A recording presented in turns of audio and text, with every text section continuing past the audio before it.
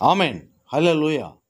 ప్రభువైన యేసుక్రీస్తు వారి ఉచితమైన కృపలో మనల్ని ప్రభు దీవించి నడిపించున్న విధానమును బట్టి దేవదేవుడు యేసునాథునికి నిత్యము స్తుతియు స్తోత్రము కలుగునుగాక. ప్రియులరా, గత మాసమంతయు ప్రభు కాచి కాపాడి ప్రతి విషయంలో తన రెక్కలతో మనల్ని ఎత్తిపట్టుకొని తన రక్షణ పరిరక్షణతో దీవించిన విధానమును బట్టి వందనాలు.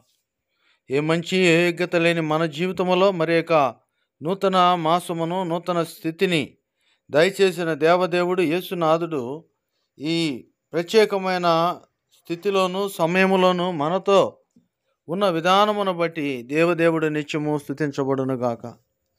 కాచి కాపాడిన మహాప్రభువును మన గనుడు మనల్ని విడువక ఎడబాయక ఈ మాసములో మనల్ని ఆయన దీవించనై ఉన్నాడు. మన అపరాధములను మన పాపములను క్షమించి మనలను తన కలువరి శిలువ రక్తములో కడిగి తన పునరుద్ధాన శక్తి అనే ఆత్మతో మనల్ని నింపిన యేసు దేవుడు ఈ దినమున మనల్ని ప్రత్యేకంగా ప్రేమించి మనకు అనుగ్రహించిన ఈ మాసములో యెషయా గ్రంథము 41వ అధ్యాయము 10వ వచనము నుండి ఆయన మనతో మాట్లాడుచున్నాడు. యెషయా గ్రంథము 41వ అధ్యాయము 10వ వచనముతో, భయపడకము, నేను నీ దేవుడునై ఉన్నాను, దిగులు పడకము, నేను నిన్ను బలపరుతును.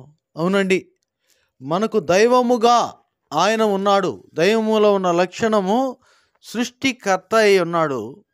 సృజించబడిన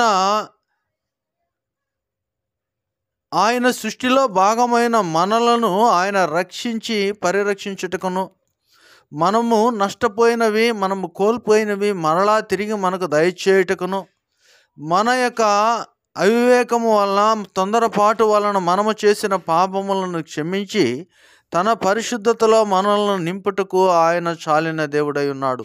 కనుక మన జీవితాల్లో ప్రభువు మనతో ఉండి నడిపించుటకు మనలను ఆయన ప్రేమించి తన స్వరక్తమిచ్చి రక్షించి పరిరక్షించి తన ఆత్మతో నింపి ఉన్నాడు. కనుక మనకున్న స్థితిగతులను బట్టి మనము భయపడక, మనము చేసిన ఉద్యోగమును బట్టి, వ్యాపారమును బట్టి, వ్యవసాయమును బట్టి, చేతి పనిని బట్టి, సేవా జీవితమును బట్టి నిరుత్సాహపడక భయపడక ప్రభు యొక్క వాగ్దానమును మనము పొందుకున్న వారమని గ్రహించవలను.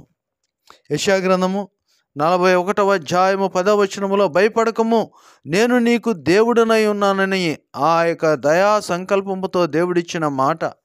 అనగా మనల్ని సృజించిన వాడు, మనల్ని తన స్వరక్తమిచ్చి సంపాదించిన వాడు, మనతో ఉన్నవాడు, మనల్ని నడిపించువాడు, మనకు రక్షణ పరిరక్షణ అనుగ్రహించి సర్వ సమృద్ధిలోనికి నడిపించేవాడు యేసుదేవుడు.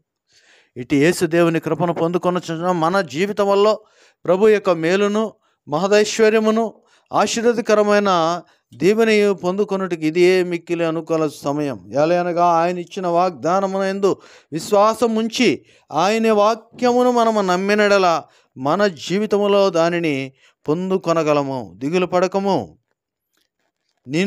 నేను నిన్ను బలపరుతును.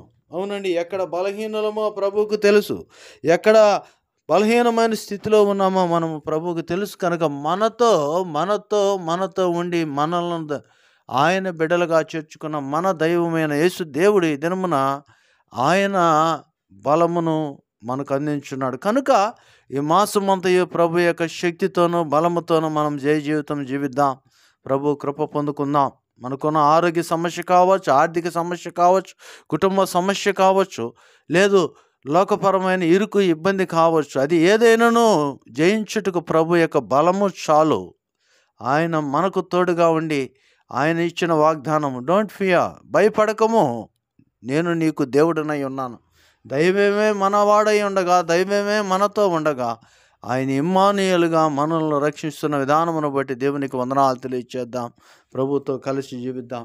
ప్రభు కృప మీకు తోడై నడిపించునుగాక. చిన్న ప్రార్థన. ప్రేమగల తండ్రి, గత మాసం అంతయు కాచిన విధానమును బట్టి వందనాలు. కాపుదల అనుగ్రహించిన తండ్రి, మీరు ఇచ్చిన ఈ మాసము మీకు మహిమకరముగా జీవించినట్లు మా జీవితంలో మీ ఆత్మనిచ్చిన తండ్రి వందనాలు. ఈ మాసం అంతయు మీ రక్షణ పరిరక్షణ ఆరోగ్యమును శక్తిని బలమును ధనమును మేలు ఈ బిడ్డలకు వీరి పిల్లలకును వారి పిల్లల మనము సంతానమును అనుగ్రహించమని యేసు నామమున నడుచున్నాము తండ్రి.